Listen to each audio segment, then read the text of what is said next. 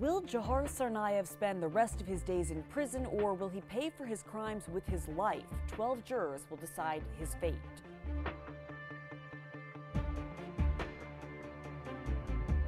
Tsarnaev was convicted on 30 federal charges. In federal death penalty cases, juries choose death about 30% of the time. Today, some 60 people are sitting on federal death row, but executions are rare.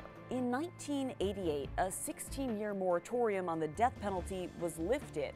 79 death sentences have been imposed since then. But after appeals, suicides, deaths, and clemency, only 3 people have been executed. Lewis Jones, convicted of killing 19-year-old Army Private Tracy McBride, executed in 2003. Juan Raul Garza, convicted of killing 3 people and running a marijuana drug ring in Texas, executed in 2001. And the most notorious Oklahoma City bomber Timothy McVeigh, also executed in 2001. But before McVeigh, the federal government hadn't put anyone to death since 1963.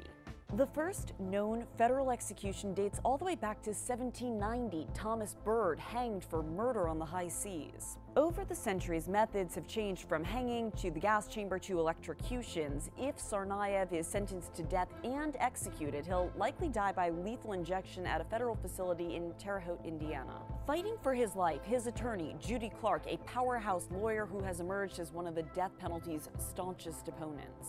She successfully argued a slate of federal cases. Clark convinced a jury to let Susan Smith live after she was convicted of killing her 2 young sons.